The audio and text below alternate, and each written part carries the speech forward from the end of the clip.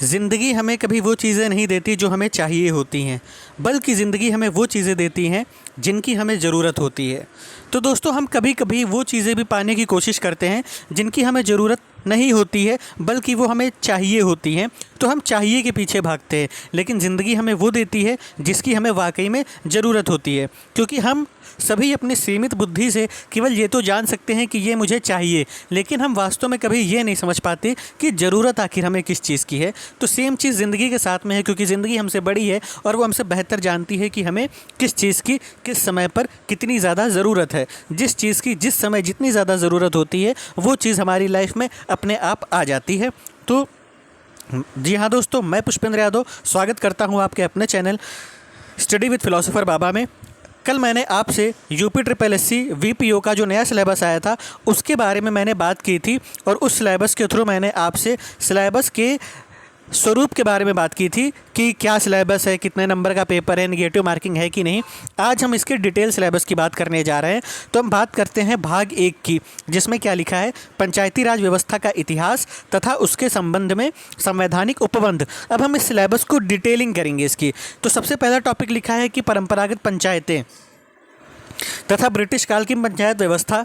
तो परंपरागत पंचायतों की बात किया जाए तो इसके अंदर हमें क्या पढ़ना है, इसके अंदर हमें पढ़ना है चोल साम्राज्य। चोल साम्राज्य वो साम्राज्य है जिसने पहली बार क्या करी थी, स्थानीय प्रशासन की नींव रखी थी। स्थानीय प्रशासन में की नींव रखी थी, जहाँ पर हम पहली बार पंचायती व्यवस्था को देखने को पाते हैं। फिर ब्रिटिश काल की पंचायत व्यवस्था के बारे में पढ़ेंगे। फिर स्वतंत्रता की प्राप्ति के बाद की पंचायती राज व्यवस्था के सुदृढ़ीकरण हेतु गठित समितियों में हम क्या पढ़ेंगे, जैसे थुंगन समिति है ना, एल.एम. सिंघवी समिति है ना, और बलवंत राय मेहता समिति है ना। ये सारी समितियां हम पढ़ेंगे। फिर उत्तर प्रदेश पंचायती राज अधिनियम, पंचायती राज व्यवस्था का संवैधानिक आधार, और यूपी में पंचायती राज व्यवस्था संबंधी संवैधानिक उपबंध, व्यवस्थाएं एवं महत्वपूर्ण संशोधन यानी अमेंडमेंट हमें पढ़ना है। फिर दूसरा पार्ट है पंचायतों का वर्तमान स्वरूप, यानी कि अगर हम उत्तर प्रदेश के परिप्रेक्ष्य में बात करें तो इसका स्वरूप क्या है। तो यहाँ पर हम पढ़ेंगे विधायी प्राविधान, शक्तियाँ, निर्वाचन, आरक्षण की व्यवस्था, राज्य निर्वाचन आयोग की पंचायत निर्वाचन में भूमिका, ग्राम पंचायतों का गठन, पंचायतों की समितियां, ग्राम पंचायतों के अधिकार, कर्तव्य, दायित्व, पंचायती राज व्यवस्था, चुनौतियां एवं समाधान। फिर तीसरा पॉइंट है पंचायतों के वित्तीय स्रोत व कार्य योजना। तो यहाँ पर पंचायत स्तर पर संग्रहित किए जाने वाले कर यानी टैक्सेस की बात हो रही है यहाँ पर, उपकर व आय के अन्य स्रोत यानी कि इनकम। फिर राज्य वित्त आयोग की संरचना, अधिकार व क्रियाकलाप, केंद्रीय वित्त आयोग और पंचायती संस्थाओं के वित्तीय सशक्तिकरण में उसकी भूमिका है ना। और उसके बाद हमें पढ़ना है केंद्र सरकार की प्रदर्शन अनुदान योजना यानी परफॉर्मेंस ग्रांट स्कीम, ग्राम पंचायत विकास योजना, उत्तर प्रदेश सरकार द्वारा पंचायतों के वित्तीय सशक्तिकरण हेतु उठाए गए कदम। फिर फोर्थ पॉइंट है पंचायती राज व्यवस्था को सशक्त करने के उपाय। इसमें हम पढ़ेंगे पंचायत सिटीजन चार्टर, पंचायत सचिवालय, ग्राम सचिवालय तथा पंचायत सहायक की भूमिका, कॉमन सर्विस सेंटर की पंचायत भवन में सह स्थापना, पंचायत स्तर पर जन कल्याणकारी योजनाओं का क्रियान्वयन, पंचायतों में ई गवर्नेंस की स्थापना, परिवार रजिस्टर एवं जन्म मृत्यु पंजीकरण। फिर ग्रामीण विकास की योजनाएं पढ़ेंगे हम यूपी के परिप्रेक्ष्य में। तो यहाँ पर क्या है, आरजीएसए यानी राष्ट्रीय ग्राम स्वराज अभियान, स्वच्छ भारत मिशन एवं ग्रामीण पेयजल योजना, और ये 2 फेज़ में आई थी। तो फेज़ 1 फेज़ 2 ग्रामीण स्वास्थ्य योजनाएं, भारत सरकार पंचायती राज विभाग एवं उत्तर प्रदेश सरकार के अन्य विभागों द्वारा ग्रामीण क्षेत्रों में संचालित अन्य योजनाएं एवं कार्यक्रम। फिर अगला पॉइंट है ग्राम पंचायत अधिकारियों की ग्रामीण क्षेत्रों के विकास में भूमिका, यानी कि जो ग्राम पंचायत अधिकारी होते हैं उनकी भूमिका क्या होती है। तो एक सचिव के रूप में, जन्म मृत्यु पंजीकरण अधिकारी के रूप में, आदर्श ग्राम पंचायत बनाने में, आत्मनिर्भर ग्राम पंचायत बनाने में उसकी भूमिका पढ़ेंगे। फिर भाग 2 जो है वो संबंधित है कंप्यूटर से, यानी कंप्यूटर एवं सूचना प्रौद्योगिकी की अवधारणाओं एवं इस क्षेत्र में समसामयिक प्रौद्योगिकी विकास एवं नवाचार का ज्ञान। तो यहाँ पर हमें कंप्यूटर यानी इंट्रोडक्शन पढ़ना है, hardware, software, operating system, spreadsheet, email, social networking, e governance, digital वित्तीयकरण उपयोग, इंटरनेट और वर्ल्ड वाइड वेब, भविष्य के कौशल। तो ये जो पार्ट है ना, जितना artificial intelligence, big data processing, deep learning, machine learning है ना, ये सारा पार्ट किसका है, कुछ तो पार्ट है बेसिक कंप्यूटर का और कुछ पार्ट है आईओटी का। जो आईओटी का पार्ट है ये ओ लेवल में आपको अलग ही सब्जेक्ट पढ़ाया जाता है आईओटी के नाम से, जिसका फुल फॉर्म है इंटरनेट ऑफ थिंग्स। उसमें आपको ये सारी चीज़ें पढ़ने को मिलती हैं। चूँकि मैंने ओ लेवल किया हुआ है तो मैं ये चीज़ें आपको आसानी से और बहुत ही आसान भाषा में पढ़ा सकता हूँ और समझा सकता हूँ, क्योंकि मैंने 6 महीने तक एक कोचिंग इंस्टीट्यूट में ओ लेवल में आईओटी ही पढ़ाया हुआ है और बेसिक कंप्यूटर का भी पढ़ाया हुआ है। तो मुझे बहुत ही ज़्यादा एक्सपीरियंस है इसके बारे में। अगर आप लोगों के कमेंट आएंगे कंप्यूटर पढ़ाने के लिए तो मैं ज़रूर आपके लिए syllabus wise point wise video लेकर आऊँगा। और दोस्तों इसमें मैं ये नहीं करूँगा कि आपको मैं कंप्यूटर में दे दिया है तो आपको अलग पढ़ाऊँ। जो यहाँ पे सिलेबस में लाइन बाय लाइन लिखा हुआ है बस इसी के हिसाब से पढ़ना है हमें, बाकी कोई दूसरी जानकारी हमें नहीं पढ़नी है। क्योंकि बहुत सारे यूट्यूब चैनल वाले क्या करते हैं कि आपको सिलेबस के नाम पर आउटर चीज़ें पढ़ा देते हैं, जबकि अगर आपको एग्ज़ाम क्रैक करना है तो जो सिलेबस में दिया गया है पॉइंट उस पॉइंट वाइज पढ़ना है। जैसे कंप्यूटर में सूचना तकनीकी का परिचय, हार्डवेयर, सॉफ्टवेयर, तो इस तरह से हमें पढ़ना है। इस तरह से हम पढ़ेंगे तो हम एग्ज़ाम को क्रैक भी कर ले जाएंगे और हम अपने सिलेबस से भटकेंगे भी नहीं। फिर भाग 3 है यूपी स्पेशल का। यहाँ पर यूपी का history, geography, polity, economy, current affairs, ये सारी चीज़ें हमको यहाँ पर देखनी है। और आगे यही सिलेबस क्या है, इंग्लिश में लिखा हुआ है सेम डिटेलिंग के साथ में। अब दोस्तों बात करते हैं कट ऑफ के बारे में। अब देखिए, अब ये पेपर टफ क्यों हो गया? ये पेपर टफ इसलिए हो गया है अब इसलिए क्योंकि ये जो नया सिलेबस आया हुआ है इसकी ना तो कोई मार्केट में बुक है और ना ही कोई टीचर इसके बारे में पढ़ा रहा है। और जो भी पढ़ाएंगे वो लंबा समय लेंगे क्योंकि उनको भी प्रिपेयर करना पड़ेगा। और दूसरी चीज़, पहले यहाँ पर हिंदी थी, रीजनिंग थी और क्या था, जीएस था, तो बच्चे स्कोर कर ले जाते थे। लेकिन अब ये सब चीज़ें नहीं है, तो यहाँ पर प्योर यही चीज़ें पढ़नी है, यूपी स्पेशल, कंप्यूटर एंड पंचायती राज व्यवस्था के बारे में।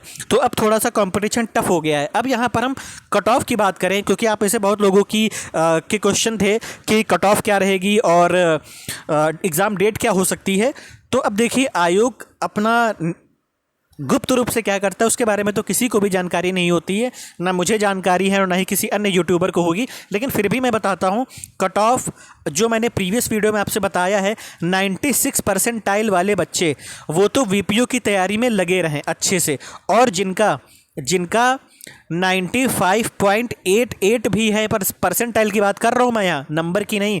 तो जिनका इतना भी परसेंटाइल है, 95.88 परसेंटाइल या फिर 96 परसेंटाइल है, वो सभी वीपीओ की तैयारी करें अच्छे से, क्योंकि उनको आयोग बुलाएगा पेपर देने के लिए। अब हम बात करते हैं कट ऑफ के लिए कितने लोगों को बुलाया जाएगा। तो मेरे हिसाब से 45,000 बच्चों को बुलाया जाएगा। कहाँ पर? पेपर देने के लिए, ठीक है। क्योंकि अगर 2022 के हिसाब से बात करें 1% के हिसाब से तो 25,000 बच्चा बुलाया गया था। तो यहाँ पर 45,000 बच्चों को बुलाने की उम्मीद है और आप सभी बुलाए जा सकते हैं जिनका परसेंटाइल 96 परसेंटाइल के ऊपर है ना। और इसकी कट ऑफ लो भी जा सकती है, क्योंकि अभी जो आंकड़ा देखने को मिल रहा है, क्योंकि अभी लेखपाल का भी डीवी हो रहा है, तो बहुत सारे बच्चे होंगे जो इस पेपर को स्किप भी करेंगे, ठीक है। तो लगभग 1 लाख ऐसे लोग होंगे जो कि फॉर्म नहीं भरेंगे, है ना। तो कट ऑफ लो जा सकती है, क्योंकि अभी जूनियर असिस्टेंट का एग्ज़ाम हुआ है, इसका भी आपके पास अनुभव है 1262 पदों के लिए। तो यहाँ पर कट ऑफ कितनी लो चली गई थी, है ना, लो चली गई थी। तो यहाँ पर भी उम्मीद है कि वीपीओ की भी कट ऑफ लो जाए। तो आप सभी लोग इस मौके को मत गवाइए। और बहुत से लोग ऐसे होंगे जो कि वीपीओ का पेपर ही ना दे। क्यों नहीं देंगे? क्योंकि वीपीओ की भर्ती, वीपीओ का जो पद है कोई बड़ा पद तो है नहीं कि ग्रुप बी गस्टेड पोस्ट है, यहाँ पर आप बैठोगे, आप शासन करोगे। यहाँ पर बहुत सारा बर्डन होता है, डिपार्टमेंट का बर्डन होता है, ऊपरी अधिकारियों का बर्डन होता है। तो ये कोई वैसी पोस्ट नहीं है जो बहुत जिसको अच्छा कहा जाए। पर हाँ, जो लोग बेरोजगार हैं, जिनके पास कुछ करने को नहीं है, उनके लिए पद बहुत अच्छा है, वो काम कर सकते हैं और इस पद पर जाने के बाद अपने आप को ग्रो भी कर सकते हैं। क्योंकि उनके पास क्या होता है, क्योंकि मिडिल क्लास फैमिली से जो भी बच्चा होता है ना, उसके साथ दिक्कत ये होती है कि पहले हम कहीं सेटल हो जाएं और सेटल होने के बाद जो उनका वास्तविक सपना होता है फिर वो उसको पूरा कर पाते हैं, ठीक है। तो ऐसे लोगों के लिए ये पद बहुत अच्छा है और इस जॉब की सिक्योरिटी से उनका मन फ्री हो जाएगा, वो आगे जिस भी फील्ड की तैयारी करना चाहें वो कर सकते हैं ना। तो मेरे हिसाब से बहुत सारे लोग वीपीओ का पेपर नहीं देंगे, फॉर्म नहीं भरेंगे, लगभग 1 लाख आंकड़ा हो सकता है ऐसा। तो कट ऑफ जूनियर असिस्टेंट की तरह लो जा सकती है। अब हम बात करते हैं एग्ज़ाम डेट की। तो मेरे हिसाब से देखिए, सिलेबस आ चुका है नवंबर लास्ट या फिर दिसंबर के मध्य में, यानी कि नवंबर लास्ट और दिसंबर मिड, है ना, नवंबर लास्ट या मिड दिसंबर में आपका पेपर हो जाएगा। तो अब आपके पास समय भी उतना नहीं बचा हुआ है। आप सभी अच्छे से तैयारी करिए और बढ़िया से रिवीजन करिए, है ना। अगर आप लोग कमेंट करके बताएंगे कि आप हमें कंप्यूटर के लिए पॉइंट वाइज सिलेबस में जो जो दिया है उस हिसाब से पढ़ा दीजिए, तो मैं आपको बहुत जल्दी सिलेबस कवर करवा दूंगा। और कंप्यूटर का सिलेबस कवर करवाने में मुझे मात्र 1 हफ्ता लगेगा। अगर आप लोगों की डिमांड आती है तो मैं सिर्फ पॉइंट वाइज चलूँगा सिलेबस के हिसाब से, और उतने में से ही आपका पेपर आपको देखने को मिल जाएगा। तो आप सभी की अगर डिमांड आती है तो मैं ज़रूर वीडियो बनाऊंगा और पूरी शिद्दत से, पूरी मेहनत से बनाऊंगा, क्योंकि मैं भी आप ही की तरह एक एस्पिरेंट हूँ। मैं यूपीएससी एस्पिरेंट हूँ और मैं भी एग्ज़ाम दे रहा हूँ, तो मुझे भी एग्ज़ाम के कई सारे अनुभव हैं, तो वो भी मैं आपके साथ साझा कर सकता हूँ। और चूँकि मैं अभी एक कोचिंग में फैकल्टी भी हूँ, तो मैं उसका भी अनुभव आपके साथ शेयर कर सकता हूँ। और बहुत सारी ऐसी चीज़ें हैं जो मुझे पता है आपको नहीं पता हो सकती हैं। बहुत सारी ऐसी किताबें हैं जो मैंने पढ़ रखी हैं, आपने नहीं पढ़ी होंगी, तो उसका भी आप फ़ायदा उठा सकते हैं। बस आप कमेंट सेक्शन में आप कमेंट करके बताइए कि आपको किस पे वीडियो चाहिए। कंप्यूटर पे चाहिए तो बता दीजिए, करंट अफेयर्स पे चाहिए तो बता दीजिए, लेकिन मैं जो भी दूंगा आपको वहाँ से आपको पेपर में क्वेश्चन देखने को ज़रूर मिलेंगे, ये मेरी गारंटी है। और अगर आपने अब तक इस चैनल को सब्सक्राइब नहीं किया है और आप इस यूट्यूब चैनल के रेगुलर व्यूवर हैं, तो प्लीज़ आप इस चैनल को लाइक, सब्सक्राइब और शेयर ज़रूर करें। और आप में से जितने भी लोगों ने मेरे इस चैनल को सब्सक्राइब, लाइक और शेयर किया है, उन सभी को दिल की गहराइयों से धन्यवाद। और आप सभी मेरे साथ यूं ही बने रहिए। मैं आपका कभी भी गलत मार्गदर्शन नहीं करूंगा। मैं आपके बड़े भाई होने के नाते मैं आपको जीवन का सही राह दिखाऊंगा। मिलते हैं नेक्स्ट वीडियो के साथ। मुझे इजाज़त दीजिए। धन्यवाद।